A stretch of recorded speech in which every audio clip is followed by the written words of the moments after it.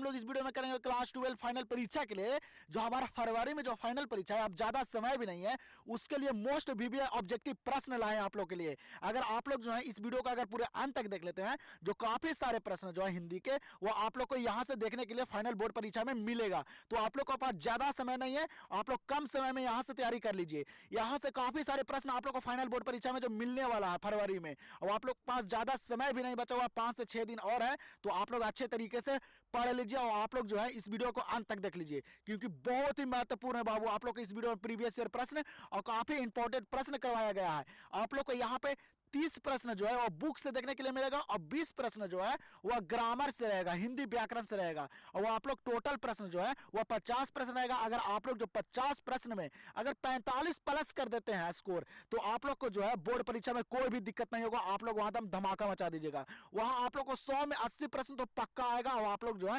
50 में 50 दम सही कर आइएगा बोर्ड परीक्षा में। तो आप लोग जो है इस वीडियो को पूरे अंत तक देख लीजिए। तो हम लोग ज्यादा समय नहीं लेते हैं और चलिए करते हैं स्टार्ट। और आप लोग सारे प्रश्न का आंसर करते चलिए कमेंट सेक्शन में। तो चलिए करते हैं हम लोग शुरू।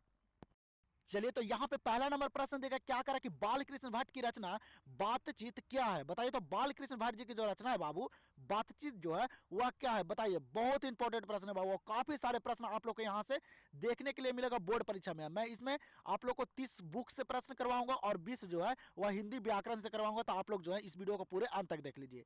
बाल कृष्ण भट्ट की रचना बातचीत क्या है? बताइए। आप लोग सारे प्रश्न का आंसर करते चलिए। तो बाल कृष्ण भट्ट की जो रचना है बाबू बातचीत, वह ललित निबंध है। कैसा है? ललित निबंध है, ये सभी को पता होगा। तो यहां पे राइट आंसर हो जाएगा ऑप्शन नंबर डी। चलिए, तो अगला प्रश्न देख लीजिए। दूसरा नंबर प्रश्न देगा, क्या करें कि किस अस्पताल में दिनकर का निधन हुआ था? बताइए। तो दिनकर जी का जो मृत्यु हुआ था बाबू वह किस अस्पताल में हुआ था? बताइए। बहुत इंपॉर्टेंट प्रश्न है। तो दिनकर जी की जो मृत्यु हुआ था बाबू वह किस अस्पताल में हुआ था? और मैं इस वीडियो में आप लोग को रिवीजन करवा रहा हूं कि आप लोग को कोई भी दिक्कत ना हो। एग्जाम से पहले आप लोग इस वीडियो को पूरे अंत तक देख के चले जाइए। तो किस अस्पताल में दिनकर जी का निधन हुआ था बाबू? बिलिंगडन नर्सिंग होम में हुआ था। कहां हुआ था इनका निधन? तो बिलिंगडन नर्सिंग होम, याद रखिएगा। तो यहां पे दूसरा नंबर प्रश्न का आंसर क्या हो जाएगा? Option number D. चलिए, तो तीसरा नंबर प्रश्न को देख लीजिए। क्या करा कि जायसी किस तरह के कवि हैं? बताइए। तो जायसी जी जो है बाबू वह किस तरह के कवि हैं? बताइए आप लोग, जल्दी से बताइए। आप लोग जायसी जी किस तरह के कवि हैं? तो वह है बाबू सूफी कवि। कैसे कवि हैं? सूफी कवि हैं, ये सभी को पता होगा। तो यहां पे क्या हो जाएगा right answer? Option number B. तो आप लोग जो है लास्ट में अपना स्कोर जरूर बताइएगा कि आप लोग जो है 50 में कितने प्रश्न को सही कर पाए हैं। उससे आप लोग को पता चलेगा कि आप लोग को बोर्ड परीक्षा में जो है वह कितना आप कर पाएंगे वहां। ठीक है, तो बताइए। यहाँ पे 4 नंबर प्रश्न देगा, क्या करा कि लहना सिंह की मृत्यु किसकी गोद में हुई थी? बताइए आप लोग। सारे प्रश्न इंपॉर्टेंट है बाबू। बताइए, लहना सिंह की मृत्यु जो हुई थी बाबू वह किसके गोद में हुई थी? तो सभी बच्चों को पता होगा किसकी गोद में? वजीरा सिंह की। किसकी? वजीरा सिंह की गोद में हुआ था लहना सिंह की मृत्यु। तो यहाँ पे राइट आंसर हो जाएगा ऑप्शन नंबर बी। अगला यहाँ पे 5वां नंबर प्रश्न देगा, क्या करें कि दिनकर जी की पहली काव्य पुस्तक कौन सी है? बताइए। तो दिनकर जी की जो पहली काव्य पुस्तक जो है वह कौन सी है? बताइए आप लोग। तो दिनकर जी की पहली काव्य पुस्तक कौन सी था? तो प्रणभंग था। क्या था? प्रणभंग था। सारे प्रश्न को रट जाइए, सारे प्रश्न याद कर लीजिए बाबू। आप लोग को यहाँ से कई सारे प्रश्न जो है बोर्ड परीक्षा में देखने के लिए मिलेगा। बताइए आप लोग, दिनकर जी की जो पहली काव्य पुस्तक कौन सी थी? तो प्रणभंग थी, यह सभी को पता होगा। तो यहाँ पे 5 नंबर प्रश्न का आंसर क्या हो जाएगा? Option number D. चलिए, तो 6 नंबर प्रश्न को देख लीजिए। क्या करा कि मोहन राकेश किस पत्रिका के संपादक रहे हैं? बताइए। तो मोहन राकेश जी जो है बाबू वह किस पत्रिका के संपादक रहे थे? तो सभी को पता होगा सारिका। किन सा? तो सारिका पत्रिका के। तो यहां पे क्या हो जाएगा right answer? Option number A. और आप लोग वीडियो पसंद है तो वीडियो को आप लोग लाइक कीजिए और चैनल से जल्दी से जुड़ जाइए। और टेलीग्राम चैनल को ज्वाइन करना नहीं भूलेगा कि आप लोग को पता है कि बिहार बोर्ड जो है एग्जाम से पहले ही पेपर को लीक कर देता है। तो मेरे पास पेपर अगर आ जाएगा तो आप लोग को यहाँ पे टेलीग्राम पे मैं डाल दूंगा, वहां से देखकर आप लोग चले जाना। तो आप लोग जाइए जल्दी से टेलीग्राम चैनल को ज्वाइन कर लीजिए, डिस्क्रिप्शन में लिंक है। यहाँ पे क्या करा 7 नंबर प्रश्न कि 1914 ईस्वी में भगत सिंह किस पार्टी की ओर आकर्षित हुए? बताइए। तो 1914 ईस्वी में जो भगत सिंह है बाबू वह किस पार्टी की ओर गए थे? तो सभी को पता होगा गद्दार पार्टी की ओर। सारे प्रश्न को याद कर लीजिए, मैं रिवीजन करवा रहा हूं आप लोग को सिर्फ। तो किस पार्टी की ओर गए थे? तो गद्दार पार्टी की ओर गए थे। तो यहां पे 7 नंबर प्रश्न का आंसर क्या हो जाएगा? Option number D. चलिए, तो अगला प्रश्न को देख लीजिए। क्या करा है कि चौरी चौरा कांड कब हुआ? बताइए। तो चौरी चौरा कांड जो हुआ था बाबू वह कब हुआ था? तो आप लोग जो है जल्दी से 8 नंबर प्रश्न का आंसर कमेंट सेक्शन में दे दीजिए। देखते हैं कितने बच्चों को पता है कि चौरी चौरा जो कांड हुआ था बाबू वह कब हुआ था। तो आप लोग जो है इस प्रश्न का आंसर जल्दी से कमेंट कर दीजिए। तो हम लोग देखते हैं अगले प्रश्न को। कभी गलती से आपके फोटो या वीडियो डिलीट हो गए हैं? अब चिंता छोड़िए, फाइल गार्ड आपके साथ है।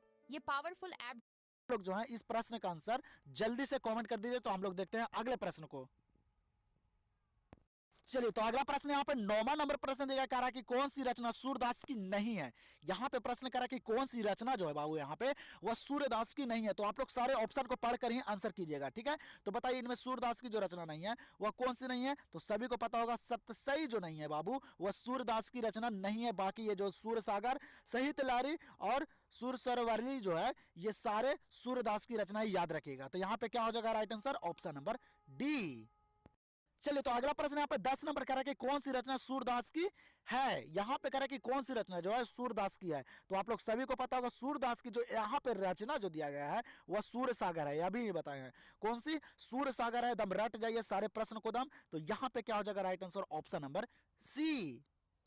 अगला प्रश्न देखिए 11 नंबर क्या करें कि जायसी के काव्य का मुख्य रस क्या है। बताइए जायसी जी के जो काव्य का मुख्य रस जो है बाबू यह क्या है। बहुत इंपॉर्टेंट प्रश्न है। आप लोग एकदम इस वीडियो को पूरे अंत तक देख लीजिए। सारे प्रश्न आप लोग को क्लियर होगा। कई सारे प्रश्न आप लोग को बोर्ड परीक्षा में देखने के लिए मिलेगा। और आप लोग को हिंदी व्याकरण भी करवाऊंगा मैं।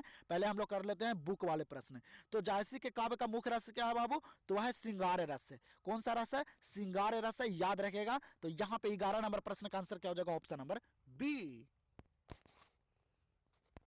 चलिए, तो अगला प्रश्न को देख लीजिए क्या करा यहाँ पे कि सुभद्रा कुमारी चौहान का जन्म कब हुआ। बताइए सुभद्रा कुमारी चौहान जी का जो जन्म हुआ था बाबू वह कब हुआ था। तो सारे बच्चों को पता होगा सुभद्रा कुमारी चौहान जी का जो जन्म हुआ था वह 16 अगस्त 1904 को हुआ था। कब हुआ था 16 अगस्त 1904 को हुआ था। तो यहाँ पे राइट आंसर क्या हो जाएगा ऑप्शन नंबर ए। चलिए, तो अगला प्रश्न यहाँ पे 13 नंबर दिया गया क्या करा है कि कावीर किसमें भेद नहीं करते हैं। यह पूछा गया प्रश्न है बोर्ड परीक्षा में, ठीक है। बताइए आप लोग इसमें प्रीवियस ईयर प्रश्न आप लोग को काफी सारे देखने के लिए मिल रहा होगा। कबीर किसमें भेद नहीं करते हैं बाबू। तो सभी को पता होगा कबीर दास जो है वह किसमें भेद नहीं करते हैं। तो हिंदू मुसलमान में। किसमें हिंदू मुसलमान में नहीं करते हैं। तो यहाँ पे 13 नंबर प्रश्न का आंसर क्या हो जाएगा ऑप्शन नंबर डी। चलिए, तो अगला प्रश्न देख लीजिए 14 नंबर क्या करा कि मनुष्य का शरीर क्यों थक जाता है। बताइए तो मनुष्य का जो शरीर है बाबू वह क्यों थक जाता है। बताइए आप लोग ऑप्शन दिया गया। आप लोग सारे प्रश्न का आंसर करते चलिए और लास्ट में जरूर कमेंट सेक्शन में बताएगा कि आप लोग जो है 50 में कितने स्कोर को सही किए हैं। बताइए मनुष्य का शरीर क्यों थक जाता है। तो सभी को पता होगा मनुष्य का जो शरीर थक जाता है वह किससे थक जाता है। तो मन को चंचलता से, मन के चंचलता से थक जाता है मनुष्य का शरीर। ये आप लोग को पता होगा। तो यहाँ पे राइट आंसर हो जाएगा ऑप्शन नंबर ए। तो चलिए यहाँ पे 15 नंबर प्रश्न को देख लीजिए क्या करा है कि मुन्नी डाक गाड़ी के पीछे क्यों जाती है। बताइए तो मुन्नी जो है बाबू वह डाक गाड़ी के पीछे क्यों जाती है। यहाँ पे मन्नी हो गया क्या होता मुन्नी होता, ठीक है। तो मुन्नी डाक गाड़ी के पीछे क्यों जाती है सभी को पता होगा। तो वह जाती है चिट्ठी के लिए। किसके लिए जाती है। चिट्ठी के लिए। वह भाई के चिट्ठी का इंतजार करती है। तो वह जाती है डाक गाड़ी के पीछे चिट्ठी के लिए। तो यहाँ पे राइट आंसर हो जाएगा ऑप्शन नंबर सी।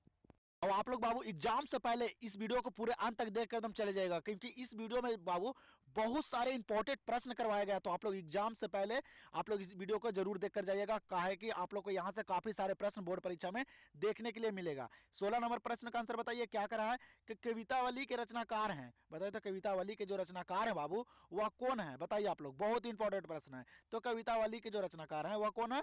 तो तुलसीदास है, याद रखेगा कौन है बाबू तुलसीदास है। तो यहाँ पे 16 नंबर प्रश्न का आंसर क्या हो जाएगा ऑप्शन नंबर बी।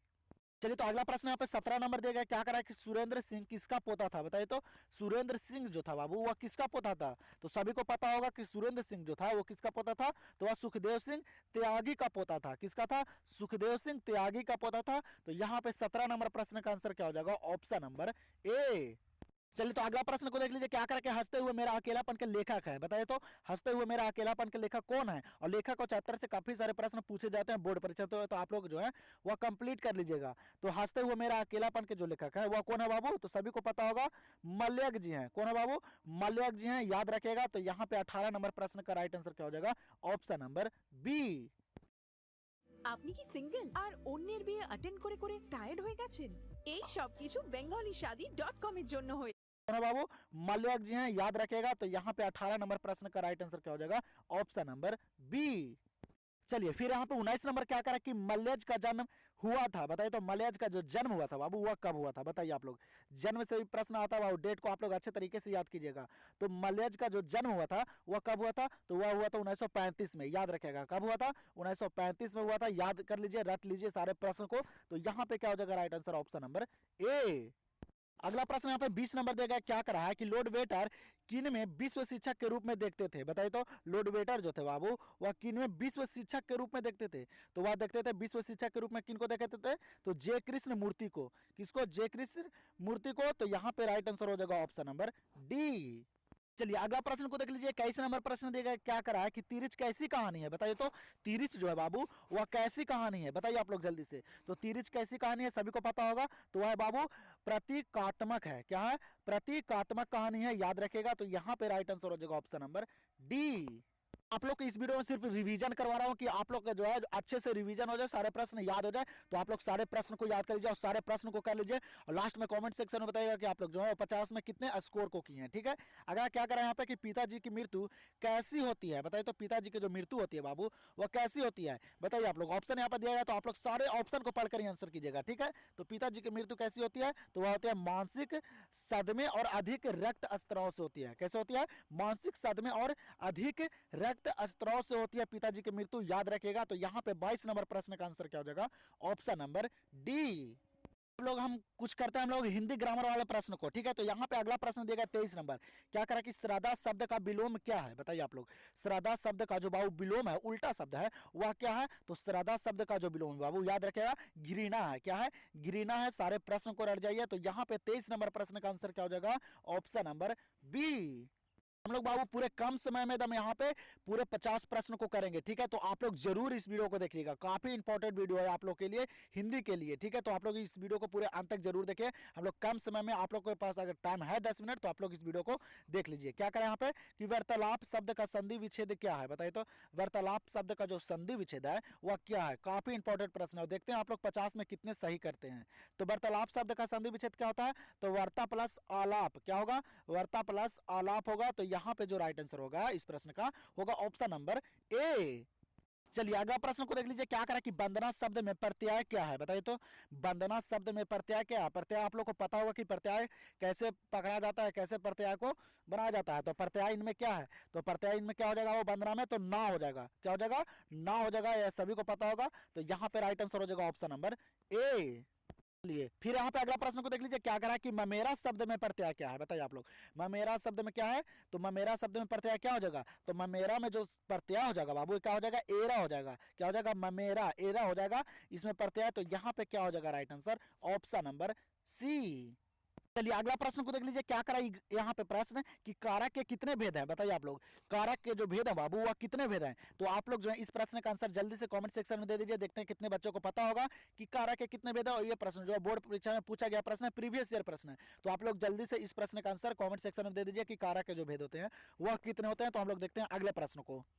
चलिए 28 नंबर प्रश्न को देख लीजिए, क्या करा कि भारपेट शब्द में उपसर्ग क्या है? बताइए आप लोग। भारपेट शब्द जो बाबू यहाँ पे लिखा गया है इसमें उपसर्ग क्या है? तो उपसर्ग भी आप लोग को आता होगा बनाने। ठीक है। तो भारपेट शब्द में उपसर्ग क्या होता है? तो आगे वाला वर्ड हो जाता है। ठीक है। तो भारपेट में क्या हो जाएगा? उपसर्ग। तो भार हो जाएगा। क्या हो जाएगा? भार हो जाएगा। तो यहाँ पे क्या हो जाएगा right answer? Option number A. और जैसे कि आप लोग को बताया हूं कि इस वीडियो में आप लोग को 20 प्रश्न रहेगा ग्रामर से और 30 प्रश्न रहेगा बुक से। तो आप लोग इस प्रश्न को, सारे प्रश्न को कर लीजिए और पूरे वीडियो को अंत तक देख लीजिए। और चैनल से नहीं जो है चैनल से जुड़ जाइए। और वीडियो पसंद आ रहा हो तो वीडियो को आप लोग लाइक करना नहीं भूलिएगा। क्या करें यहाँ पे कि खंडन शब्द का विलोम क्या होगा? बताइए। खंडन शब्द का जो विलोम होगा बाबू उल्टा होगा, वह क्या होगा? तो खंडन शब्द का जो विलोम होता है वह मंडन होता है। क्या होता है? मंडन होता है, याद रखेगा। तो यहाँ पे 29 नंबर प्रश्न का आंसर क्या हो जाएगा? Option number B. चलिए अगला प्रश्न देख लीजिए, 30 नंबर, क्या करा यहाँ पे कि दया शब्द कौन संज्ञा है? बताइए तो, दया शब्द में जो बाबू संज्ञा है वह कौन सा संज्ञा है? दया शब्द कौन सा संज्ञा है? आप लोग बताइए। तो दया शब्द जो है बाबू कौन सा संज्ञा है? तो सभी को पता होगा, भाववाचक, जो गुण और धर्म को दर्शाता है। ठीक है। तो दया शब्द कौन सा संज्ञा हो गया? तो भाववाचक हो गया। तो यहाँ पे 30 नंबर प्रश्न का आंसर क्या हो जाएगा? Option number C. मैं इतना फास्ट आप लोग को इसलिए करवा रहा हूँ कि आप लोग को सिर्फ रिवीजन करवा रहा है, क्योंकि बोर्ड परीक्षा जो बहुत ही नजदीक आ चुका है, इसीलिए मैं आप लोग को रिवीजन करवा रहा हूँ। तो आप लोग सारे प्रश्न को याद करते चलिए। चलिए अगला प्रश्न यहाँ पे दिया 31 नंबर, क्या करें कि प्रगीत और समाज के लेखक का नाम क्या है? बताइए। प्रगीत और समाज के लेखक का नाम क्या है बाबू? बताइए। ये बुक से पूछा गया प्रश्न है। तो प्रगीत और समाज के लेखक का जो नाम है वह क्या है? तो नामवर सिंह। क्या नाम है बाबू? नामवर सिंह नाम है, याद होगा आप लोग को। तो यहाँ पे राइट आंसर क्या हो जाएगा? Option number C. चलिए अगला प्रश्न यहाँ पे 32 नंबर क्या करा कि करुणा शब्द का विशेषण क्या होगा। बताइए तो करुणा शब्द का जो विशेषण होगा बाबू वह क्या होगा। तो करुणा शब्द का जो विशेषण हो जाएगा वो क्या होगा, करुणिक होगा। क्या होगा, करुणिक होगा। याद रखिएगा, सारे प्रश्न को रट जाइए आप लोग। तो यहाँ पे क्या हो जाएगा right answer option number A. चलिए अगला प्रश्न यहाँ पे दिया गया है, क्या करा है कि परिश्रम शब्द का विलोम क्या है। बताइए परिश्रम शब्द का विलोम क्या है। प्रीवियस ईयर प्रश्न बाबू पूछा गया प्रश्न है। बताइए आप लोग परिश्रम शब्द का विलोम क्या होता है। तो होता है विश्रम। क्या होता है, विश्रम हो जाता है। तो यहाँ पे क्या हो जाएगा right answer option number B.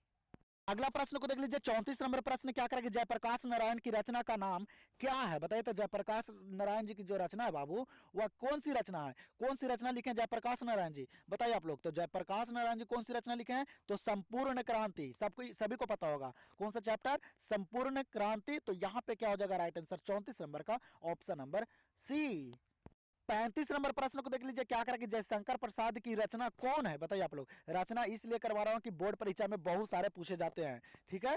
तो जयशंकर प्रसाद की जो रचना बाबू वह कौन है, तो आप लोग को पता होगा तुमुल कोलाहल कलह में। कौन सा है, तुमुल कोलाहल कलह में है जयशंकर प्रसाद जी की रचना। तो यहाँ पे क्या हो जाएगा 35 नंबर प्रश्न का आंसर ऑप्शन नंबर ए।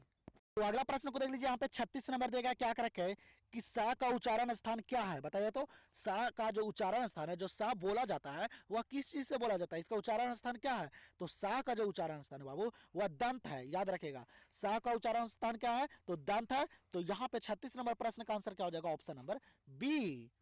चलिए अगला प्रश्न को देख लीजिए, क्या करें यहाँ पे 37 नंबर कि अर्थ के आधार पर संज्ञा के कितने भेद हैं। बताइए तो अर्थ के आधार पर संज्ञा के बाबू कितने भेद हैं। बताइए आप लोग, काफी इंपॉर्टेंट प्रश्न है बाबू। और आप लोग के लिए इतना मेहनत करते हैं तो आप लोग एक वीडियो को जरूर लाइक कीजिएगा, एक लाइक जरूर कीजिएगा इस वीडियो को, ठीक है। तो यहाँ पे क्या हो जाएगा, अर्थ आधार पर संज्ञा के कितने भेद हैं, तो वह है 5। कितने बाबू, 5 भेद है। तो यहाँ पे राइट आंसर हो जाएगा 37 नंबर का ऑप्शन नंबर बी।